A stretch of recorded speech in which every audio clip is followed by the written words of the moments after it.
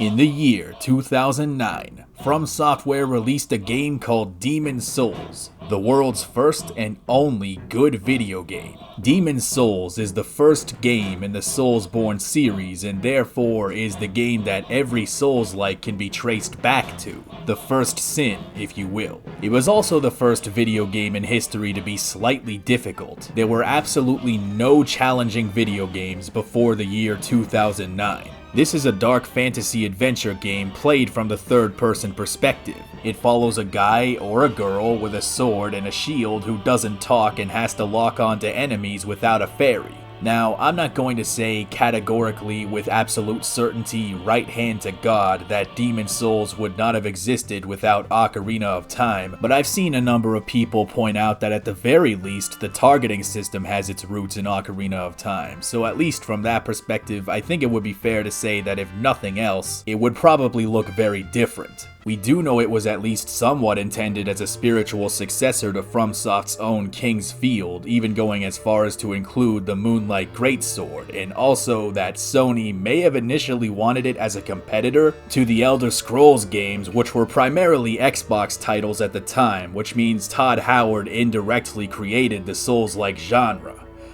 Todd Howard was a hero. I just couldn't see it. But at the same time, there's no shortage of game developers that cite the Mario and Zelda titles of old as being hugely influential on their approach. Even Dan Houser, GTA guy, once said that anyone who makes 3D games who says they've not borrowed something from Mario or Zelda is lying. Which means that even if Miyazaki comes out tomorrow and says Ocarina of Time had no bearing on Demon's Souls whatsoever, he would be a total liar. 13 years later, after establishing a lineage of Souls games, FromSoftware puts out Elden Ring, whose free-form approach to open-world exploration is very clearly inspired by yet another Zelda game, that being Breath of the Wild from 5 years earlier. A game that is built around the natural curiosity of the player, a game where you don't need map markers and waypoints to encourage exploration, because the developers are confident enough that the world itself will naturally compel players to explore it. Breath of the Wild is very close to being my favorite game of 2017, but Elden Ring was, by a country mile, my game of the year in 2022. It is truly the adventure of a lifetime. This is a Lord of the Rings tier journey that just completely blew me away. As a matter of fact, it was so good that I immediately went and played all of the Souls games I missed before, and now it's one of my favorite series of all time. The following year, Nintendo released Tears of the Kingdom, and after playing it as much as I have, I now believe that it's Zelda who could learn something from FromSoftware. In fact, I would go as far as to say I would like to see FromSoftware themselves take a crack at Zelda, just straight up. I'm very aware that people wanting every game to be like Dark Souls is an epidemic at this point. They are calling it the Souls Mind Virus, but here's the thing. I don't want Zelda to be like Dark Souls. I want Zelda to be like Elden Ring. As a longtime Zelda fan, someone who has enjoyed both the old formula and the new formula, the idea of a Zelda game that resembles a Souls game is something that I can't stop thinking about, and I feel that I have to make this video if for no other reason than to air out my fantasies about a game that will probably never exist. I'm going to be talking a lot about Tears of the Kingdom in this video because even though I've been thinking about a FromSoft Zelda for a while, it was specifically finishing this game and accumulating 90 hours of footage that made me want to explore this topic in greater detail. This is a very unique video game, but that uniqueness, I think, came at the price of being a great Zelda title, to the point that I sometimes felt more like I was playing Zelda when I was playing Elden Ring than I did when I was playing this game that actually has Zelda in the title. It's many of the areas where this game in particular disappointed me that I think could be made better by taking cues from Souls titles, but some of these strengths were also strengths of some of the older Zelda titles that were downplayed in the Switch titles, so really, part of my process is that FromSoftware's approach could, in some areas, be more conducive to an older traditional Zelda title, if you will. But at the same time, if it could somehow meet the Souls formula halfway, it could do that while also creating something unique even amongst all the other Zeldas. I'll be talking a lot about Tears of the Kingdom and the areas where, in my opinion, FromSoft could have done things better. And finally imagine a Zelda game entirely made by FromSoft. A Zelda game that will probably never exist in any form, but I wish that it would. Suffice it to say, I'm gonna have to spoil a lot of things from these games, so if you haven't played them, consider this your warning. One of the most overused words when it comes to video game criticism is the word masterpiece. It's gotten to the point where we use this word to describe games that we don't even seem to like, or we use it as a reference point to describe games that don't meet the criteria. If Tears of the Kingdom can be considered a masterpiece, it is probably the single most heavily complained about masterpiece since the Phantom Pain, except I don't think any 200 IQ video essayists who have actually read Moby Dick will be swooping in to save its reputation in 5 years. Okay, have time to go. Call me Ishmael. Whaling ship. This is B-Quad. Quick is outbound. Stop trying to get me to read a book, Kojima, because it is not going to happen. I am a YouTuber. I am barely literate. Tears of the Kingdom is the first Switch game to cost $70 and was delayed by 100 years, all while being hyped into the stratosphere with these ominous trailers the entire time. On top of already being the latest big dog entry into one of the most highly acclaimed video game series of all time. No pressure. No matter how this game actually turned out, there were always going to be people who were disappointed. Here's the weird thing though. I actually did like this game. I enjoyed building the ridiculous contraptions, I enjoyed flying through the sky on some horrible abomination of engineering,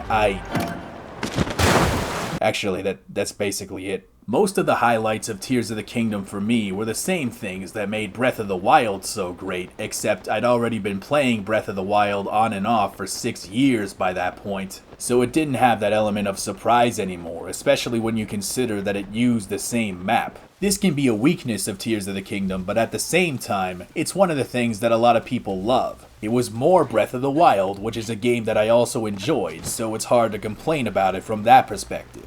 Also, it's definitely worth noting that I didn't actually pay for this game, I stole it from my brother, so that definitely swayed my opinion because I didn't spend $70 on it, which is over 100 Canadian after tax. I just love playing video games in the year 2025. Even though I did like this game though, I've seen a lot of videos from people who didn't enjoy the game as much, and what's weird is that listening to a lot of their points, I found myself unable to think of a decent counter-argument. And it wasn't because I was stupid, well, not this time anyway, but it's because having played the game as much as I now have, I pretty much agreed with everything they said. I think it's finally time to admit that it was a mistake to reuse Breath of the Wild's overworld. Fully agree. It felt like every 10 seconds of cool shit came with 10 minutes of fighting to get a wheel to stick in the right place. Super true. The combat in modern Zelda games sucks. It sure does. They didn't know how to connect it to Breath of the Wild, so they didn't. They sure didn't. Ooh, Shrine Island. There's gotta be a shrine there. No shrine on Shrine Island. Son of a bitch. He's not really a character. He just kind of looks sexy in gender. I don't actually know what that means, but sure. Ever since I became a Souls boy, I've thought a lot about what other games would be like if they got a Souls treatment, but the reason I can't stop thinking about Zelda specifically, especially now that I've reached the end of Tears, is because a lot of the areas where Tears came up short are the same areas where I think something like Elden Ring tends to excel at. A lot of the problems here, not all of them, but a lot of them, are the same things that Souls games do consistently well, at least I think.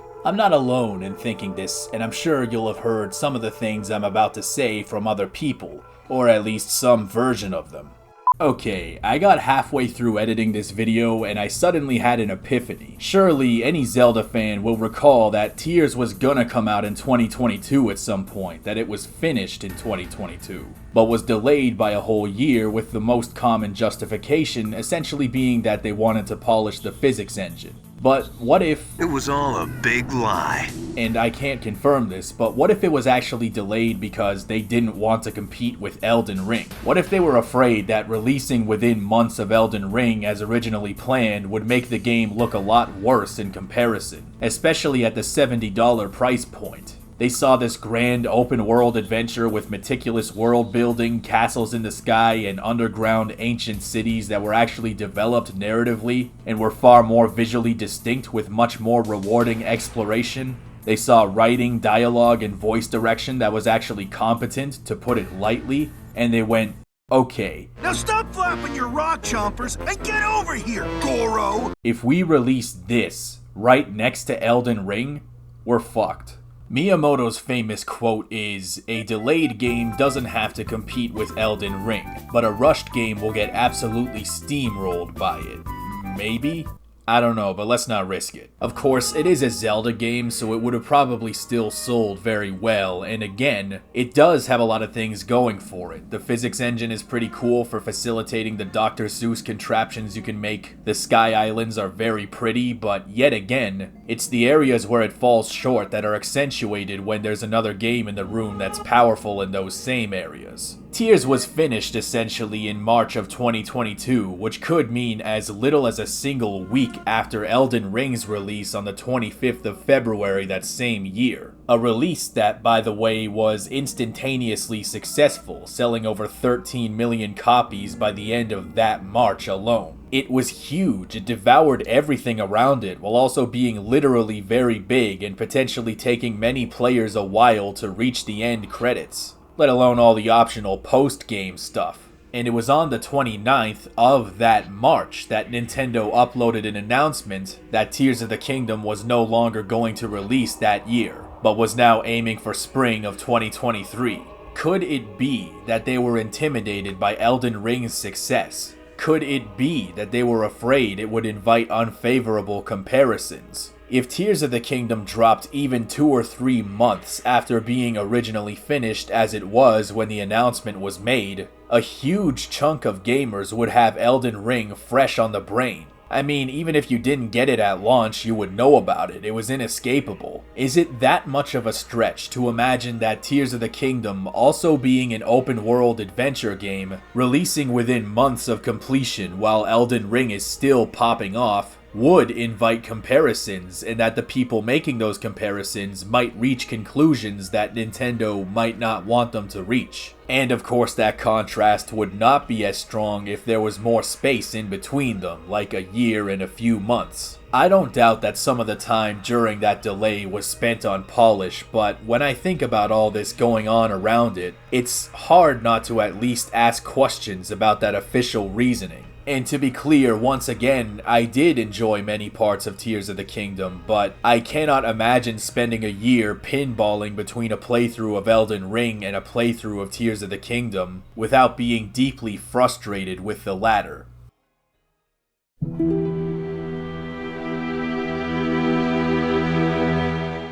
The obvious question about a FromSoft Zelda game is, wait a minute, Zelda is about puzzle solving and Dark Souls is about struggling through a hostile world. These are very different kinds of games. And you're not wrong for thinking that, or at least not entirely. I will say, however, that now that we have not 1, not 2, but now 3 games that are hack-and-slash titles inspired by Dynasty Warriors of all things, which couldn't be more different from any of the other mainline 3D Zelda titles. I played this on Wii U, and it was really weird. It did not seem like Nintendo would sign off on it. There was like a little anime baby with giant boobs, like screaming the whole time. The idea of a Zelda game where you roll through attacks and swing a big sword at everything, except with better controls, is not something that offends me as a Zelda fan, and I don't think it should offend you either. They're both third-person swordman games where you play as a voiceless protagonist who in both cases is largely intended as a player surrogate to connect the player to the game's world, a link if you will. They have similar targeting and combat mechanics as I alluded to before, and they have similar settings, even though Souls is usually more overtly disturbing and hostile than the often cartoonish whimsy you'll see in Zelda. They have in common the fantasy tropes: swords, dragons, castles, royalty, dungeons, giant booby ladies, it's all there.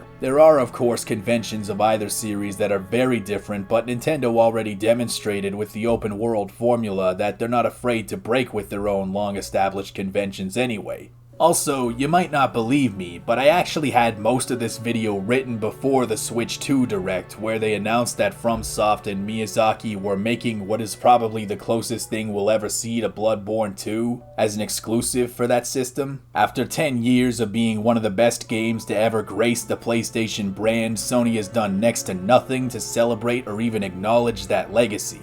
And the picture being painted from my perspective is that Nintendo seized on that and brought them on to make a spiritual sequel for their own system. I know that's supposed to make me excited for the Switch 2, but in reality, it mostly just makes me feel like a dumb fuck for buying a PS5. But getting back to the real conversation, the fact that Miyazaki and FromSoftware are making a game exclusively for Nintendo, it doesn't guarantee anything long term. But when I talk about FromSoft making a Zelda game now, it feels less like conjecture and more like something that could actually happen, and if you ask me, it's something that should happen, if for no other reason than to say, alright, we ran the experiment, and this is how it went. At a very superficial level, I picture this being the greatest game of all time. I picture Twilight Princess art direction, but with actual graphics that don't make my eyes disintegrate. The art direction of Twilight Princess and the art direction of Demon's Souls already share a pretty obvious common ancestor in Ico and Shadow of the Colossus. So I think this is more than appropriate. I imagine a darker, more audacious story with genuine stakes, actual consequences, and deliberate world building, the kind that lore YouTubers don't give up on in 3 weeks. I imagine boss fights that are actually intimidating and can't just be invalidated by nonsensical tactics. Imagine if the English voice direction was actually competent. Imagine Tears of the Kingdom actually had meaningful rewards for the exploration. Imagine you could grind to an absurd level and wear the heaviest armor in the world. Imagine if Ganon was an actual threatening boss fight that felt like an actual achievement to overcome instead of just being a big green bitch boy.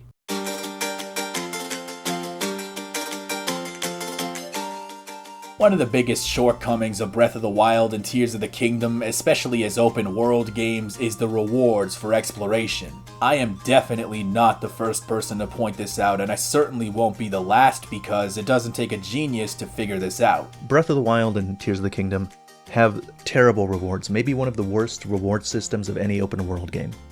There's simply not enough stuff to give to people. Weapon durability is a huge point of contention in these games, and while it's not an objectively bad system, I think the way it's done here ends up creating more problems than it solves. Even in Demon's Souls, when you break a really cool weapon, you can get it repaired, but in this game, weapons are wiped from the face of the earth when they break, so you have to constantly be replenishing your weapon stash. It doesn't matter if it's a stick from the playground or a Demon King greatsword glued to a silver Lionel's kidney stone, it ain't worth shit. In the beginning, when you see an enemy outpost, you want to kill them all and take it over to get some cool loot. And the first few times you do this, it's fun and gratifying, especially since you have low health and low damage weapons, so you have to really think about what you're doing. But after a few hours of playing, you start to recognize that half the time, to get that cool loot and those cool weapons that you might not even know are cool yet, you first have to damage and often break the weapons you already have. You can replace your broken weapons with the ones the enemies drop, except you wouldn't have to replace them if you didn't break them to kill the enemies in the first place. It's a very circular and often self-defeating system,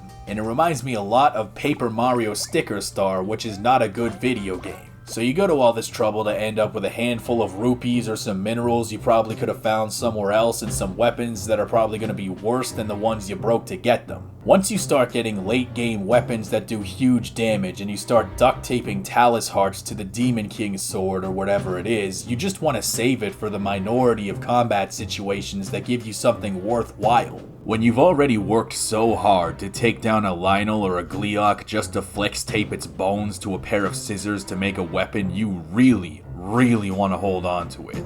And for what? Well, so you can do it again.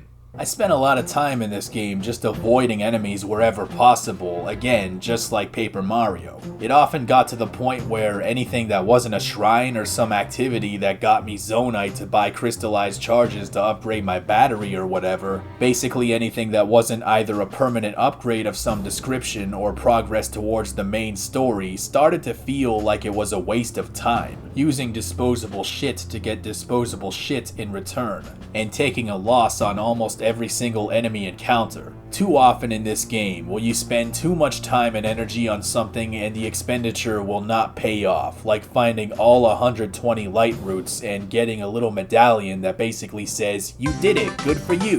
What about Typhlo Ruins? Once you beat the 4 main dungeons, there are 4 stupid ass puzzles that you can now do using the sage abilities. Now, in an older Zelda game, this would be the part where you find like a piece of heart, or maybe a gold skulltula, or a super rare Zora scale that lets you dive to the bottom of the ocean, or something that builds towards some crazy special quest item. You know what I'm talking about. You get the hook shot or whatever it might be, and suddenly you can get to that place that you couldn't get to before. You can finally get that treasure that's been teasing you for the entire game. Those were some of the most gratifying moments in those older titles for me. Not being able to just simply scale a mountain to grab a special item made it that much more valuable, but it also made the special tools required to get it feel even more meaningful. You want to know what you get here with all these new sage abilities? You get some shitty minerals and gems and a sword that'll probably be broken in 20 minutes. That is your big reward for unlocking these sage abilities that are apparently the pride of each sage's respective bloodline. You can find the literal Moonlight Greatsword in Demon Souls for a fraction of the effort that it takes to get a piece of hollow fanservice-y recycled Breath of the Wild amiibo shit that you can't even upgrade and has no relevance to the story or the world whatsoever. And yes, the lineage of Moonlight Swords in FromSoft games could also count as fan service, but it seems more like an if you know type thing. Less of a we need to put some shit in our game type beat, and more of an authorial artistic indicator like Tarantino's Redwood cigarettes or Big Kahuna burgers. It's hard not to compare Tears of the Kingdom to Elden Ring, considering it came out the following year, and that its predecessor had an influence on Elden Ring that's impossible to ignore. And it's important to single out Elden Ring specifically right now, because the next big dog Zelda game will more than likely be yet another open world title. Nintendo has indicated no interest whatsoever in going back to the linear formula, and Eiji Aonuma seems to have interpreted some fans' desire for the old formula as essentially just nostalgia, which I think is at best out of touch and at worst condescending, but that's a topic for another day. To be clear, I don't want to give Elden Ring too much credit because it's definitely not a perfect game either. This is a game that'll copy and paste bosses into dungeons without a care in the world, and if I ever see the Foreskin duo ever again, I will kick Miyazaki off of a cliff. Thing is, even when I went through a cave and fought some copy-pasted mini-boss, it didn't feel like a complete waste of time because I usually got some kind of spell or ashes of war or something unique. That, and even the easier bosses in this game require a level of attention and presence to be able to beat, so I'm always engaged, compared to Zelda, which I just started kinda playing on autopilot, but more on that later. Even if it ultimately wasn't something that I would make part of my long-term arsenal, it was usually worth it by virtue of being something that I couldn't just find elsewhere. Now let's imagine if instead of that I just got an unmodified bastard sword or some wooden bolts or something. That's what Tears of the Kingdom felt like. So much of your exploration in this game is rewarded with generic crap that you could have gotten anywhere. Not to mention, Elden Ring is an RPG with an experience-based leveling system, meaning that every single enemy you kill is getting you experience, which can count towards a permanent stat boost, so even if you just find a bunch of lame crap in those dungeons, at least you would have gotten some experience points for your troubles. You must gain XP in payback like an RPG. Yes, payback. Still don't run away from the KKK. What? I remember finding this giant ballista on my first playthrough that I didn't have the strength to wield, so beefing up my strength stat became a quest in itself. And that's another thing, there are 108 regular weapons in Tears of the Kingdom, but a good chunk of those are decayed variants of weapons that have intact variants, and another chunk of those is shit like tree branches, sticks, and wooden soup spoons straight out of Ratatouille. Come on, that's no good. I guess they try to make up for it with the fuse ability, like you glue a shield to get a shield, but man, this game was made in a recycled engine with a recycled map and was delayed by an entire year and costs more money than Elden Ring. You can do better than that, right? Real quick, let's look up how many weapons Elden Ring has. What are we talking? 20, 30...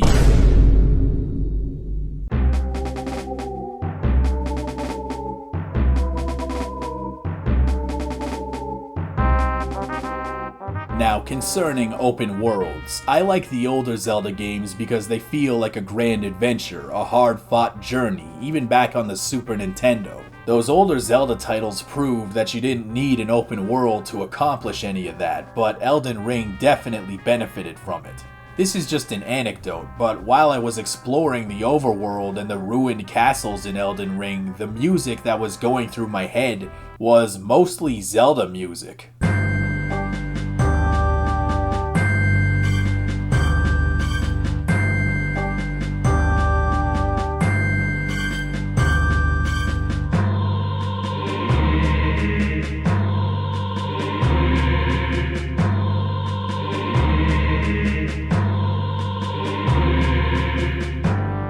And once again, I am definitely not alone there. No hand-holding, no bullshit, just go wherever you want to go, except don't fight that guy, and don't go over here because you'll die, and don't follow the beam of light because that's a fucking scam. Zelda music screams adventure, as does the feeling of feeling like Spider-Man and playing Elden Ring. But Tears of the Kingdom didn't really feel like that to me, especially playing it shortly after basically getting done with Elden Ring. I think what makes the exploration in Souls games, and especially Elden Ring, so compelling is that when you want to go somewhere, getting there is a battle, it is an ordeal. When you make the decision, the commitment to that journey, you gotta be prepared to fight for it.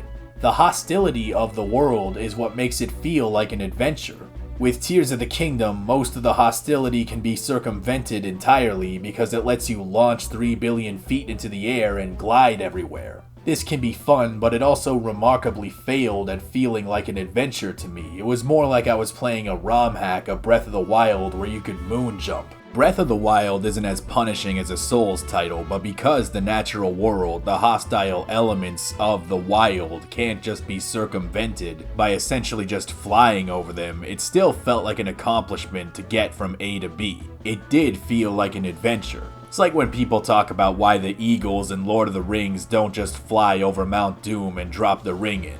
I'm not here to debate Tolkien lore, but narratively, there would be no story, no adventure, just boom, it's done. Let's get back to smoking that old Toby with Tom Bombadil, depending on whether or not we can secure the rights. Accomplishments don't really feel like accomplishments when they're too trivial. Essentially what I'm saying is, if the next Zelda game is going to be open world, then fine, but if it's going to feel like a grand adventure, I think the world should be more hostile, similar to Elden Ring. I think it should feel like a harsh and perilous journey, fighting your way to Death Mountain or the Desert Colossus. I think that would really be something. And to some degree, this would require stripping away the vast wealth of traversal options. At the very least, removing the ability to essentially fly everywhere would be imperative to achieving this.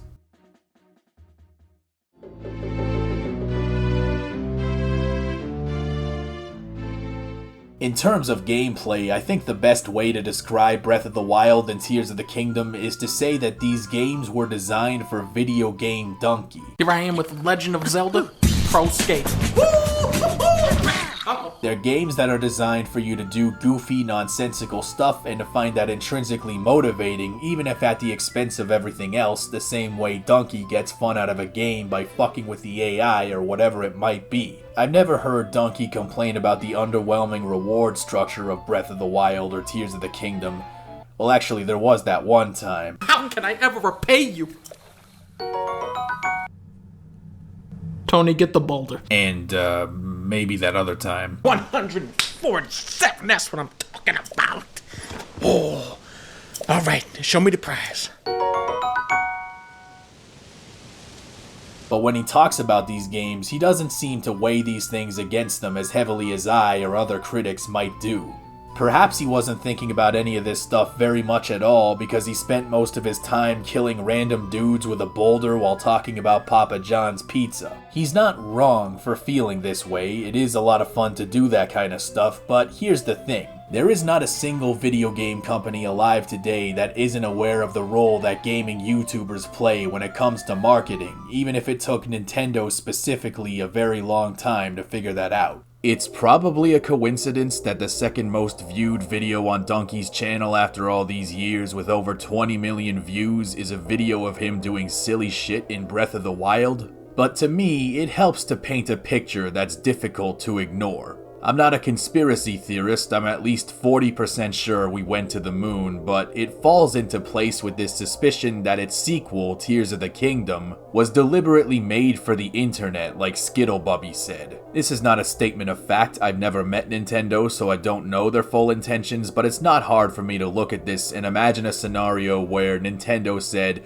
well, these videos of people doing deep dives and theories about the lore of Breath of the Wild, pondering the history of the landmarks and their deeper meaning, these get a few 100,000 views here and there. But this video of a guy pretending to be Tony Hawk and fucking with the physics engine and making silly noises gets 23 million views, so let's just make the game for him by spending an extra year polishing the physics engine and nothing else, then it's a done deal. Also, let's make the characters repeat things they just heard as questions like Snake does as the perfect setup for that Psycho Mantis bit that he loves to do. Demon King? Secret Stone? Demon King. Secret Stone. Secret Stone?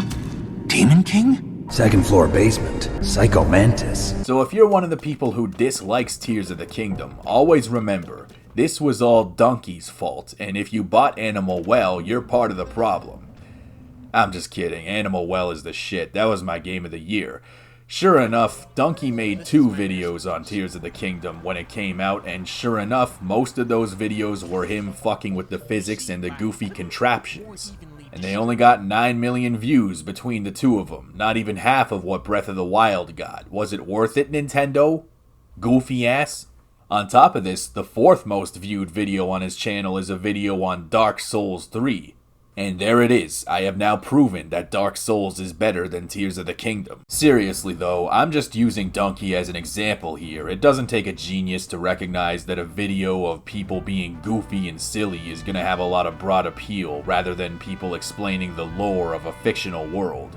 The point is, if your primary exposure to Breath of the Wild and Tears of the Kingdom is these kinds of videos where people are just doing silly shit with the game, building the insane contraptions as opposed to engaging with it as an adventure game, which is statistically a very real possibility, if not a probability, you may be ignorant of the problems that other people are talking about, and considering how few of Breath of the Wild's problems were fixed or even addressed in Tears of the Kingdom, it appears that Nintendo was counting on people being ignorant. They were counting on people not caring about that stuff.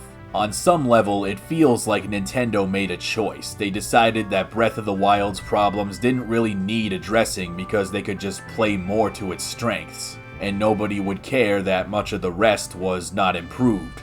They didn't have to improve the reward system or make the story better because if you can make a goofy air bike, then everybody will love it. And in my opinion, they can do better than that. They should do better than that.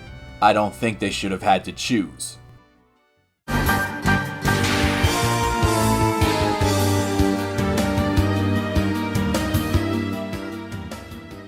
Difficulty. Now this is another big difference people will point out between Zelda and Dark Souls. Zelda is supposed to be beatable whether or not you are actually good at video games. Nintendo has had a lot of success with the non-gamer audience, the casual gamer if you will. And it's gotten to the point where they have begun to treat getting stuck in a game as though it's a failure of game design, which is why Mario Odyssey lets you just buy moons infinitely when you can't find them yourself. Getting stuck in a game is not a sin. It used to happen all the time, even in the greatest games ever created, and if done right, it makes the game measurably better. I appreciate bosses a lot more when they break my bones, and I appreciate puzzles a lot more when they actually engage me.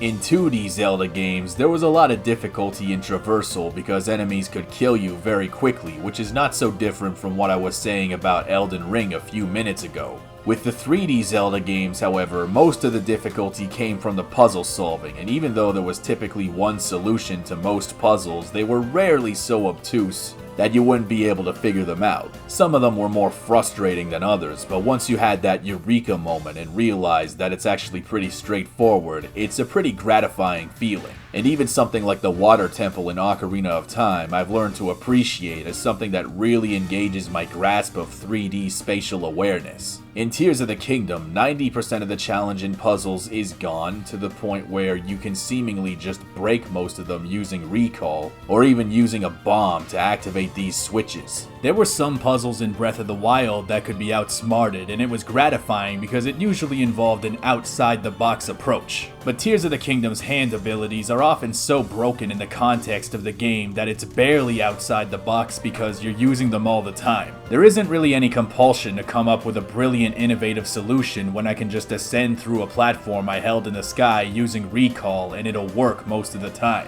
In Breath of the Wild, some puzzles had multiple solutions. In Tears of the Kingdom, a lot of puzzles have the same few solutions. That makes the combat the hard part of Tears of the Kingdom, except that's not very challenging either once you get a couple hours in. Theoretically, there are a lot of ways to approach combat, like Skyrim.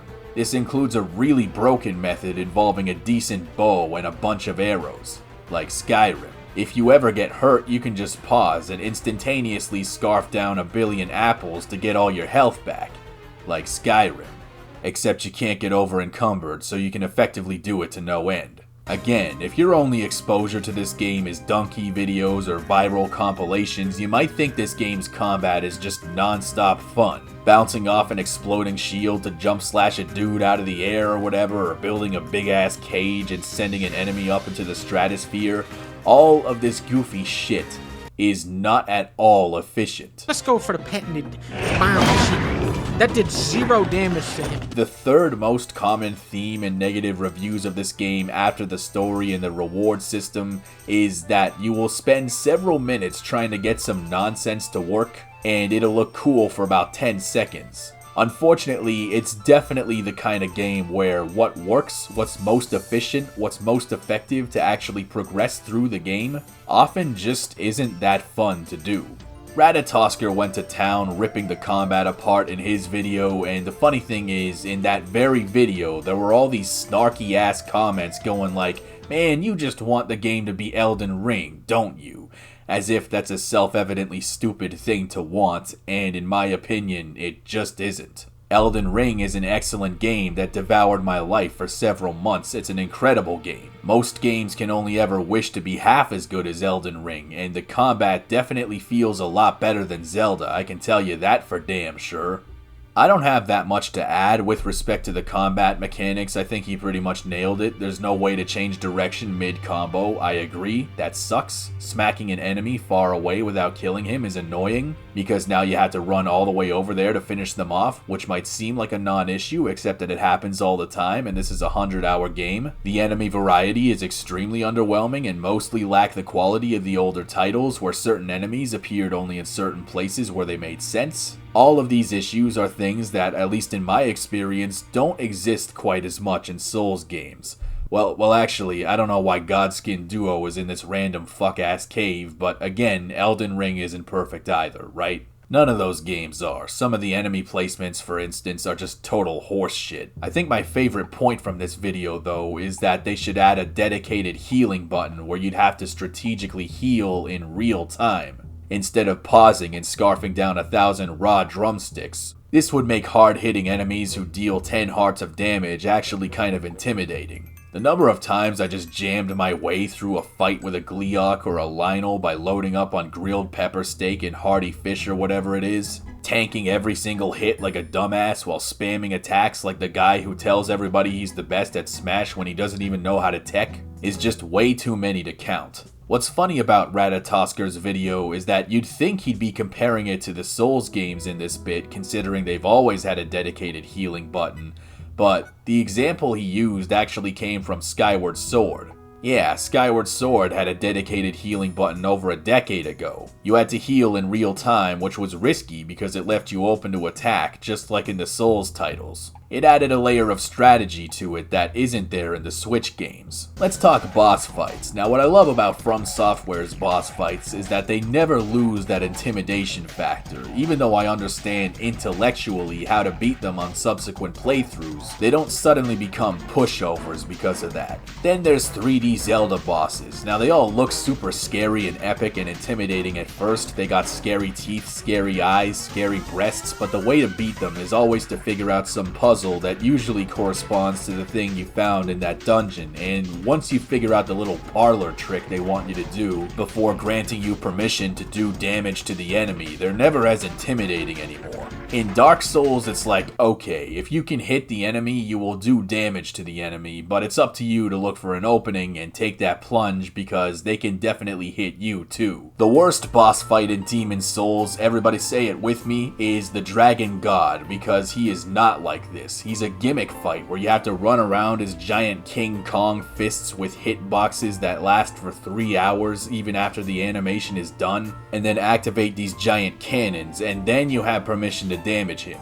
Nobody likes this fight because it's a gimmick fight. I would even go as far as to say it reminded me of a Zelda fight, except his stupid hands one-shot you. The funny thing is, if you go back and play A Link to the Past, most of the boss fights are actually challenging. They require reflexes and attention. Even though they have gimmicks of their own, you still have to think about spacing and attack timing. They were probably closer to Souls bosses back in Link to the Past than they were in Tears. I mean, if nothing else, they were actually challenging. And you might say, well, I don't want Zelda boss fights to be like Dark Souls. I don't want them to be super punishing pure combat encounters. That's too much for me. If that sounds like something you'd say, then I want you to hear me out on this. If you've never played a Souls game in your life, I promise you that I'm not trying to gaslight you when I say this, but even though they're tougher than your average video game, they're not actually that difficult. They're punishing, but they're not unbreakable. They're not some kind of insurmountable challenge. If they were, they would not be as popular as they are. Elden Ring sold 30 million copies. Do you really think all those people are expert level gamers? The average gamer is a lot closer to Darkside Phil than they'd like to admit, and he beat all of these games as far as I'm aware. Alright, now we're getting somewhere. I'm liking this.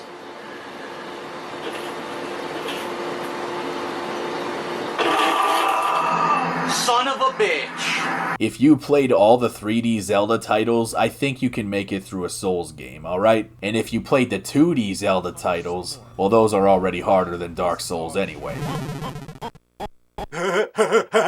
Fuck you!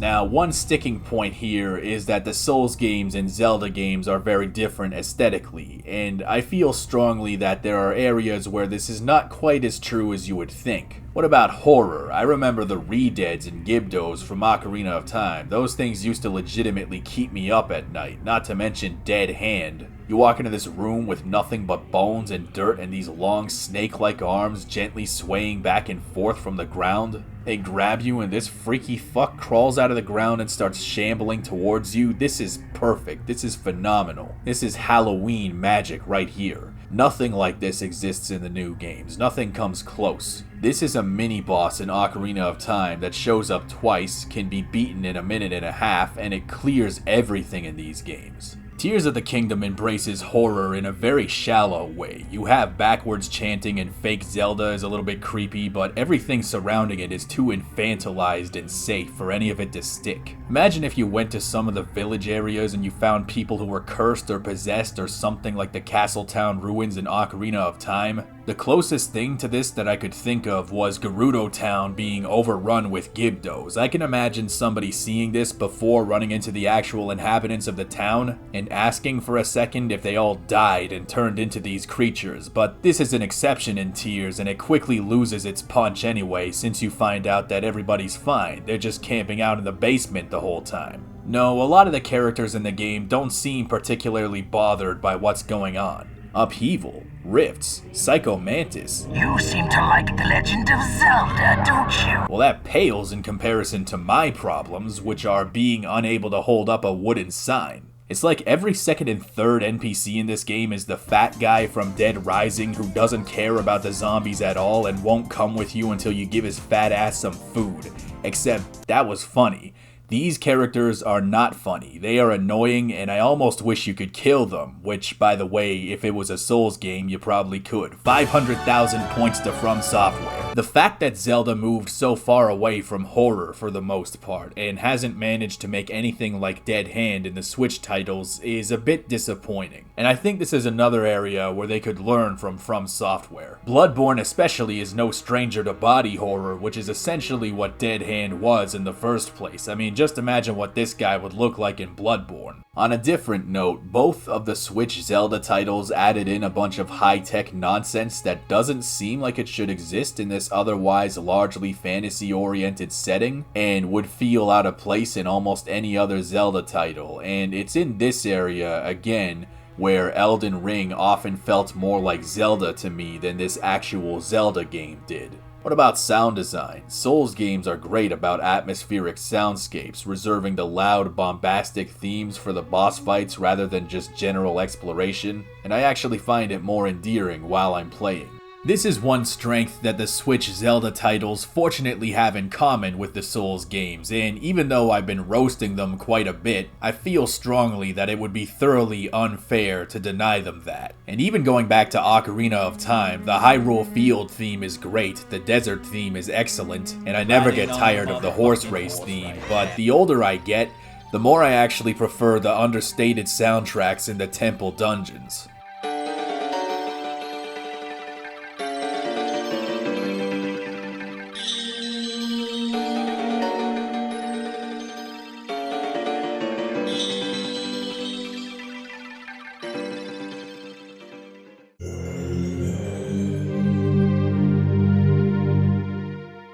Of all the things that were disappointing in Tears of the Kingdom, the story was easily the thing that hurt the most. I remember seeing the trailers with all this bizarre imagery and that creepypasta sounding backwards chanting and shit. I thought I would see something really dark, something terrifying, like Dead Hand Gygas level stuff. I can still remember all the wild speculative theories, including one insane theory that you're not actually playing as Link but some other Link. Like they were gonna pull an MGS2, go north, west, south, west to the Forest of Maze. Then I saw him get the bionic arm and I said, oh no, they're gonna pull an MGS5.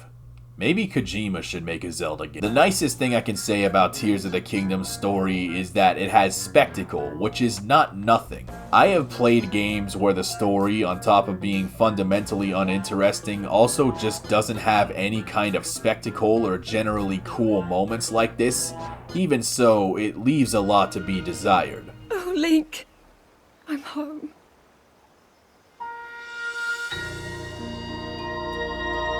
Well, that was a load of shit. There are individual side quests in older Zelda games that are more endearing and memorable than, like, the main shit in the Switch titles. The story approach to Breath of the Wild and Tears of the Kingdom is often described as hands-off, which is similar to how the story in the Souls games is described. It's not identical, obviously, just similar. These games give you a brief premise and send you on your way.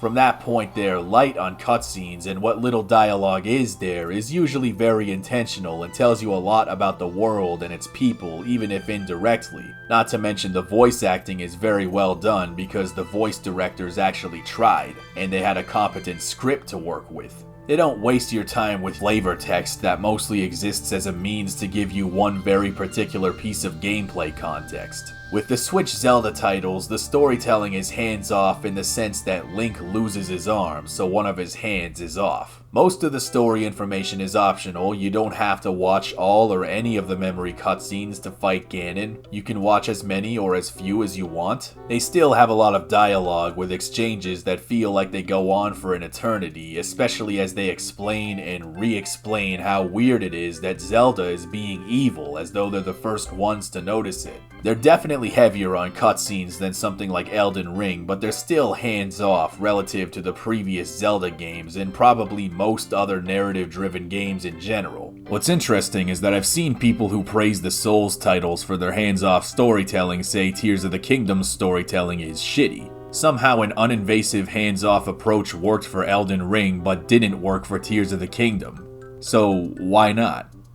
Well, because Elden Ring actually tried. Even though a lot of people might overlook the precise story details in Elden Ring or its predecessors, at least there actually is a story unfolding as you play. You're still there to be the final act, more or less, but there are more tangible consequences in this final act. There are very clear before and after moments. A sense of rising action, building tension, a progression of circumstances that acknowledges how far you've come and what you've done as the player, and the results thereof. This is something that Zelda used to be able to do with Ocarina of Time's Time Skip or even the Dark World in Link to the Past. You can see the consequences of Ganon's rule everywhere. And this adds drama and heaviness to the story. It makes things more personal. Switch Zelda games are terrible at this because it requires controlled pacing and progression blocks, which Nintendo sacrificed in the name of allowing you to go anywhere in any order. The plot happened 3 billion years ago and you're just retroactively piecing it together like it's a Hangover movie, and none of what you learn in the interim changes any of that. So who gives a shit? A swordsman with the power to defeat you. Link. Remember this name. Link. Interesting. I look forward to meeting you. But Ganon, you met this motherfucker 7 times. Then there's lore. If you go on YouTube and look up Elden Ring lore, you will be presented with an endless buffet of movie-length video essays explaining everything from the golden lineage of Godfrey and how that's reflected in the design of this castle, or the color theory talking about what the different colors in the world represent. FromSoftware put in the work and made it so that every single little thing is important. The details are important. Nothing is done haphazardly. It's deliberate from start to finish. If you look up Tears of the Kingdom lore, on the other hand, not only are there a lot fewer of those videos, but there are a number of videos talking about how uninteresting and disappointing it was. Before the release of Tears of the Kingdom, this channel was making heavy inroads into becoming a Zelda-focused channel. I was shilling Tears of the Kingdom hard. The plan was, once Tears of the Kingdom came out, I would cover it for a long while, and my content would transition into lore. That didn't happen. Post-release, my Zelda content tapered off. And I wasn't the only one. When every game comes out, and especially the previous 2, and just doesn't care about any of the previous Zelda games, and just introduces new stuff, and to be honest with you, it's not altogether all that interesting anymore, that very concept right there affects people like me, people who try to generate interesting topics and theories to talk about. Go look at all of the big Zelda YouTubers. Not the ones focused on gameplay, the ones focused on lore. And you will find that they've only uploaded a handful of videos since the game came out. Yet, for the ones that were around, these same people were uploading more Breath of the Wild related videos at a higher rate for years after Breath of the Wild had already come out. There seems to be a general disinterest and disappointment, especially when it comes to the lore. It worked in Breath of the Wild because things were just vague enough, and it was just Breath of the Wild, so we could still kind of wiggle around and make things connect and talk about what ifs. But now that Tears of the Kingdom has come out, and it's like, we still don't know what the hell the dragons are. We still don't, we still don't know where the golden goddesses are. We still don't know if this is the same we don't even know if this is the same Hyrule that has been traversed in the rest of the series. Or if it's like the new Hyrule from the adult timeline. Or like, and we don't know what the hell happened to the Triforce. Is it within Zelda? How is it within Zelda? I mean, clearly we're just writing new rules for stuff in Tears of the Kingdom, like people who have tried to look into the lore of this game, people who are fans of Breath of the Wild's lore, they've tried to really dig deep, and what they've discovered is holes and inconsistencies, things that cannot really be explained by details in the game. Or they'll tell you that the lore is just simply not very engaging, which is somehow way worse. What was the purpose of the Forgotten Temple? What was the deal with the Typhlo ruins, or the mazes, or Lanayru Promenade, or the massive Leviathan skeletons? What was the deal with the dragons, the guardians of the springs? Springs that happened to match up strikingly well with their counterparts from Skyward Sword. What is malice? Is it alive? Can it think? Hopefully you didn't care too much about these questions, because Tears of the Kingdom is not interested in even acknowledging them, let alone answering them. And once again, the obvious conclusion is that they just didn't really care about it. And they were counting on us not caring either. I don't call myself a lore expert, I'm mostly reliant on other lore experts, and because a lot of them kinda dropped Tears of the Kingdom a lot earlier than they expected to, that left me with very little.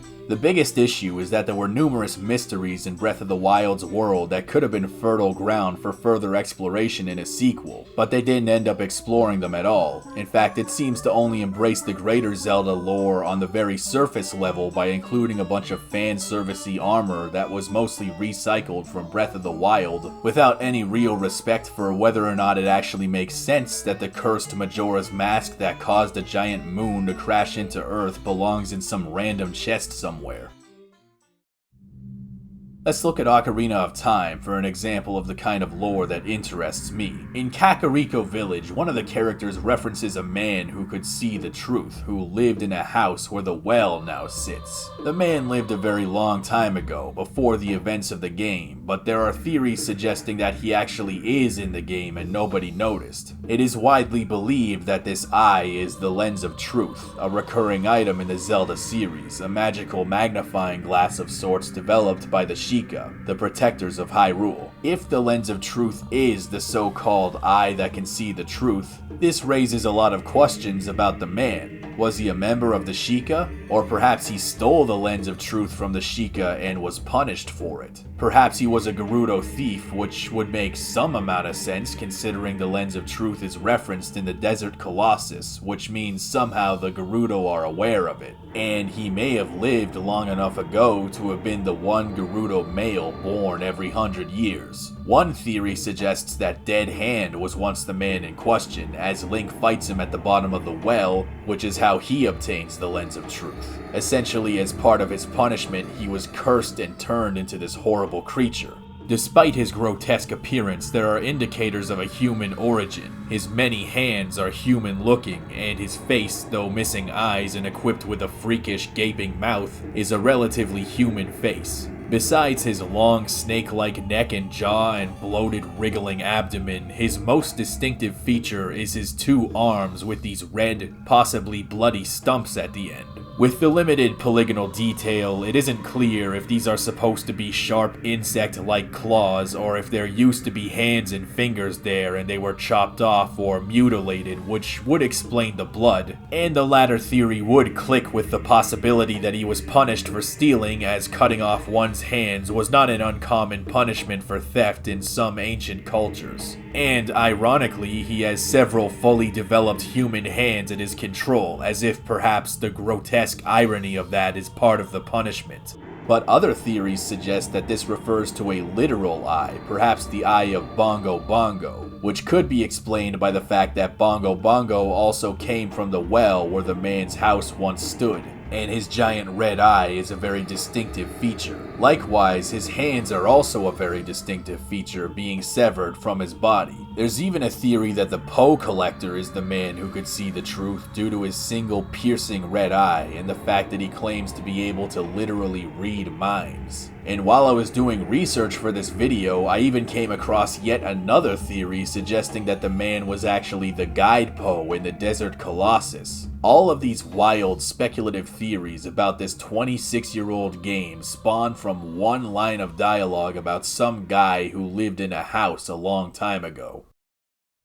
Now, it doesn't matter which of these theories is correct, or even if any of them are correct, or somehow all of them are correct, but for these theories to even exist in the first place, you first need to have that mystery, that intrigue, that starting point, and a fan base passionate and engaged enough to ask these questions. And of course, it is entirely possible that Nintendo just put that line in there to push players in the right direction, but I think the fact that the game is able to facilitate these kinds of theories is one of the things that makes it so compelling all these years later. But let's imagine for a second that Ocarina of Time got a direct sequel, not Majora's Mask, but Ocarina of Time 2. A game where you explore the same Hyrule, except all kinds of stuff is different or somehow changed. Now, if you were a lore theorist, you might be thinking this is where you find out more about the man who could see the truth, some missing piece that ties it together. But what if instead of that, you find answers that either make no sense whatsoever or there's just kinda nothing? If that happened, it would not only be disappointing on its own terms, but it would also cheapen the effect of the first game because they would have given away that there was never anything there to begin with.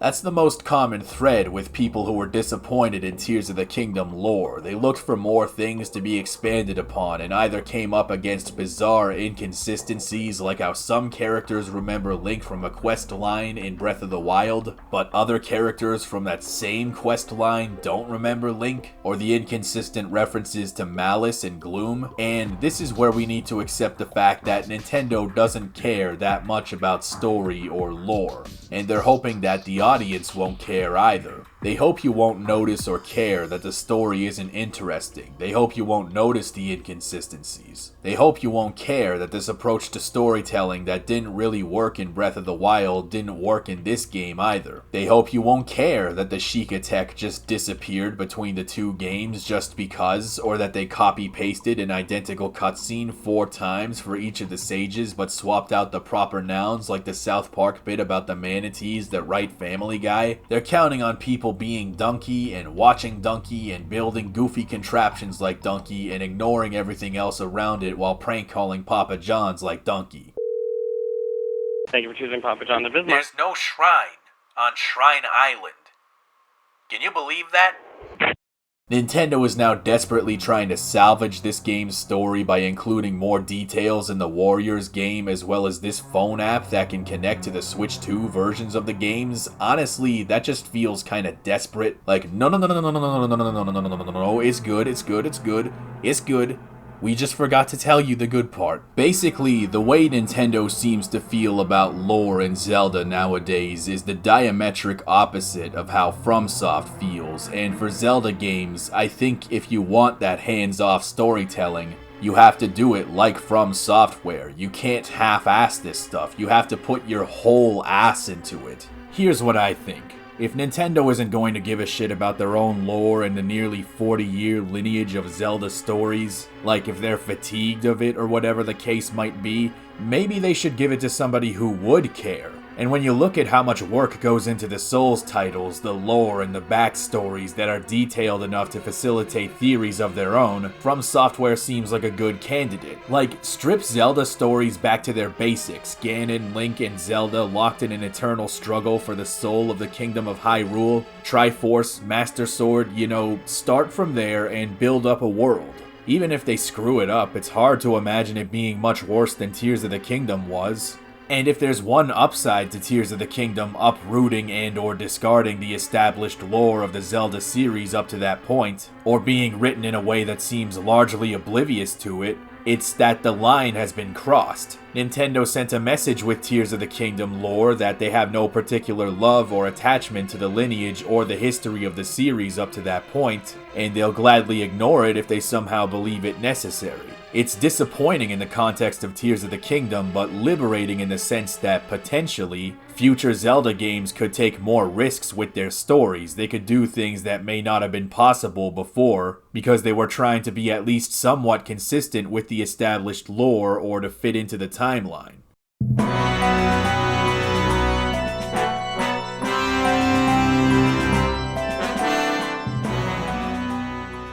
Now we arrive at the hypothetical game. What might a FromSoftware Zelda look like? These are some hypothetical concepts. On the off chance that FromSoft does make a Zelda game, it probably wouldn't look exactly like this, but if I was in charge, this is what it might look like. First off, it will not be like Tears of the Kingdom in its design. It will not be a game about creating doohickeys or manipulating the environment to your will. It will be a pragmatic and focused game centered primarily on combat, the struggle, the constant cycles of death and rebirth, getting back up after getting beaten down. Themes ubiquitous across the Souls games will play a huge role. It can be an open world game if it must, but it can't let you just fly everywhere and circumvent all the traversal challenges. The world should be vicious enough to force the player to become more intimate and familiar with it. You can go in most directions, but there will be progression blocks, areas where you have to beat a boss to progress to the next area, similar to Elden Ring, where if you come up against a crushing boss, a boss that you can't get past, you can go out into the world in search of weapons or upgrades or even just farming experience so you can come back and send him to hell. Unlike Elden Ring, however, side quests will be a little more straightforward and easy to follow. It won't plaster markers and waypoints all over the map, but instead have some kind of quest log. Quests will still be failable if you make the mistake of killing an NPC, for instance. What on earth are you doing? But it'll be more upfront about the conditions for that. I believe the Souls games are counterintuitively generally pretty accessible with their straightforward and pragmatic combat systems, but less so in their quest designs. I personally wouldn't want to compromise on the combat, but I can't picture Zelda's typical demographics having a lot of patience for the way side quests are handled in Souls titles. I recently got the Platinum Trophy in the Demon Souls remake, and without following 17 different walkthroughs at once, it is impenetrable, and I don't want to do that to Zelda fans. The combat won't rewrite the rulebook on the usual Souls formula. Swords, shields, and bows and spells will work the same way as they always have. You may be able to enhance weapons with special skills or spells or what have you, similar to Elden Ring.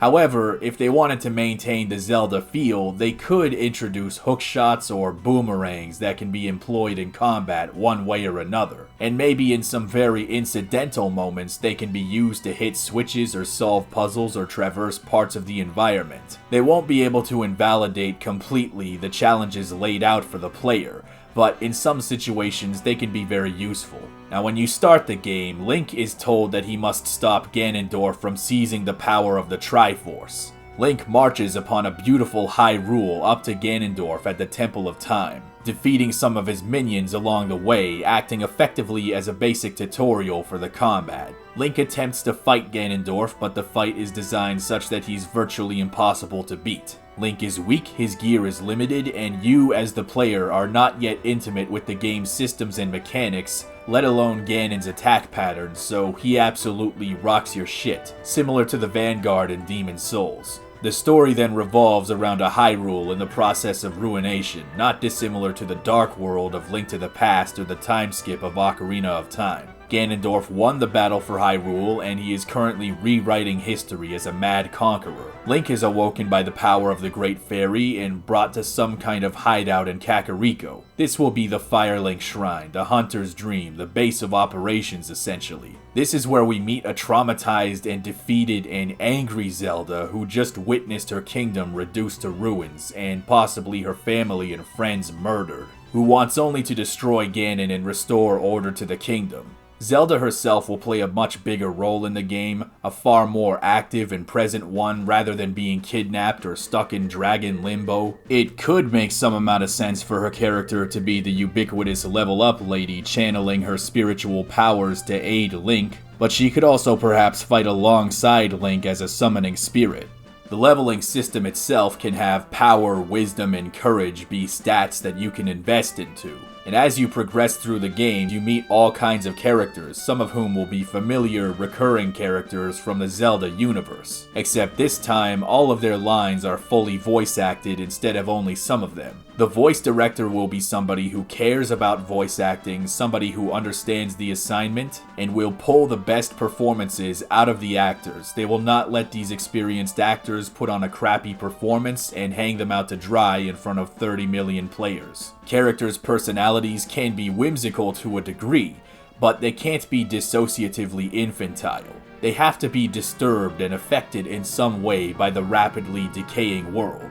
They have to care that everything is going to shit. They have to be part of the world. They have to help the world feel believable, instead of just being there to, facilitate some incidental gameplay mechanic. Finally, there's the art direction. The Breath of the Wild art style will always be super pretty, but I think it's time for something different. As I alluded to near the beginning, I would like to see sort of a Twilight Princess art direction, but with the graphical enhancements that we have today. Every now and again, I remember that really funny trick Nintendo pulled during one of the Wii U demonstrations where they showed off Twilight Princess Link fighting a giant spider in a cathedral and how amazing the graphics in that trailer looked. Obviously, I don't want it to look identical to that, but that's a good starting point. It doesn't have Mario graphics in 2013 syndrome. It still looks like Zelda, but more advanced. It isn't just vapid, unimaginative hyper-realism. It's realistic while still being stylized. And I think both Nintendo and FromSoftware have some amount of experience with this, and again, this could be greatly embellished with modern hardware. The real Twilight Princess from 2006 hasn't aged as well as something like Wind Waker, but it's rare that any game trying to look hyper-realistic from that era tends to age as well down the line. Today, however, graphical improvements are becoming more and more marginal to the point where there are games from 10 years ago that still look fine today. From what I understand, this demo for a game that doesn't exist was running on Wii U hardware. It wasn't pre-rendered. And yes, I think it still looks great today. And if it looks this good on Wii U, I have to imagine it would look phenomenal on the Switch 2's hardware.